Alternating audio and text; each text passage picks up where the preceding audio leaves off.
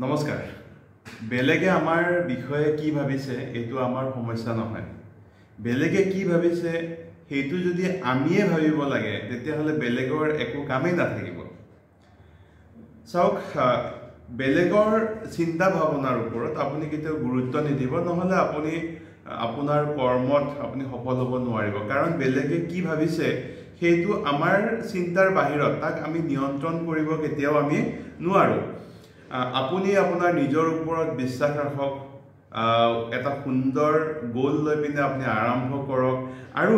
আপোনাক যিবিলাক কামে আপোনাৰ মনত শান্তি দিয়ে এনেকুৱা ধৰণৰ কামত আপুনি জড়িত হৈ আগবাঢ়ি গৈ থাকক কেৱল আপুনি কৰা কামটো বেয়া হ'ব নালাগে যদি আপুনি কৰা কামটো আপোনাৰ মনে কৈছে এটো ভাল কাম তেতিয়া হলে আপুনি সেই কামটোত আগুৱাই গৈ থাকক কেতিয়া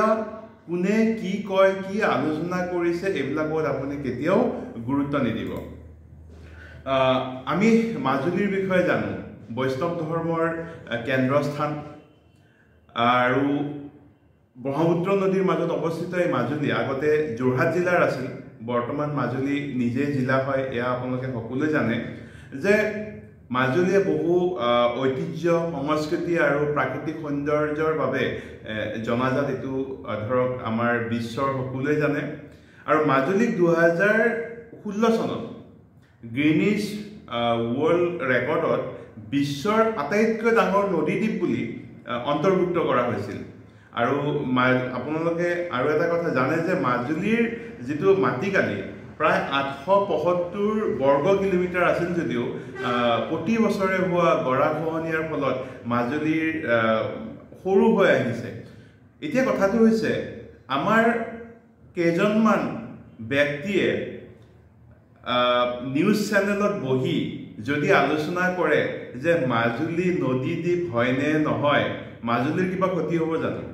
একো ক্ষতি নহয় কিন্তু এটা কথা আমি আমাৰ অসমৰ মানুহে মাজুলীক আমি নদীদ্বীপ হিচাপে আমি নহয় বুলি আলোচনা কৰাটো কিন্তু আমাৰ কাৰণে দুৰ্ভাগ্যজনক মই এটা কথা ক'ব বিচাৰিছো আপোনালোকে জানে যে সৌৰজগতৰ নৱম গ্ৰহটো প্লুটো বুলি কোৱা হৈছিল আমি যেতিয়া সৰুতে পঢ়িছিলো আৰু তেতিয়া 2000 আমি যেতিয়া গম পাইছিলো 2006 চনত আন্তৰ্জাতিক জ্যোতিষশাস্ত্ৰীয় সংঘই প্লুটোক গ্ৰহৰ শাৰীৰ পৰা আঁতৰাই পিনে বামন গ্ৰহ হিচাপে স্বীকৃতি প্ৰদান কৰে এতিয়া আপোনালোকে চাওকচোন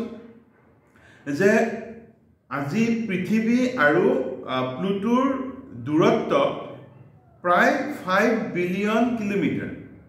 5 বিলিয়ন কিলোমিটাৰ হয় যদি প্লুটোৱে ভাবে মোৰ বিষয়ে পৃথিৱীৰ এটা ৰুমত বহি কেজনমান বিজ্ঞানীয়ে মোক এবাৰ গ্ৰহৰ স্বীকৃতি দিছে এবাৰ গ্ৰহৰ স্বীকৃতি বাতিল কৰিছে আৰু চিন্তা চৰ্চা কৰি আছে এইবিলাক যদি ভাবি থাকে তো গ্ৰহটোৰ তো একোই নহব সো ইমান গুৰুত্ব গ্ৰহটো কিয় দিব গতিকে মেইন কথাটো হৈছে আপুনি প্লুটোৰ নিচিনা হওক আপোনাৰ বিষয়ে কোনে কি ভাবিছে এইবিলাক গুৰুত্ব নিদিব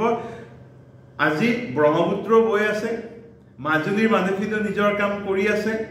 অসম চৰকাৰেও মাজুলী সংৰক্ষণৰ কাৰণে বা বিভিন্ন অনুষ্ঠান প্ৰতিষ্ঠানে মাজুলী সংৰক্ষণ কৰাৰ কাৰণে লাগি আছে আপুনিও নিজৰ জীৱনত লাগি থাকক আপোনাৰ মা দেউতা আপোনাৰ কাৰণে কষ্ট কৰি আছে পৰিয়ালৰ সদস্য আপোনাক সহযোগ কৰি আছে বেলেগে কি ভাবিছে হেতু ভাবি পিনি নিজৰ কামত কেতিয়াও ক্ষতি নকৰিব আৰু আপুনি যদি ভাবে যে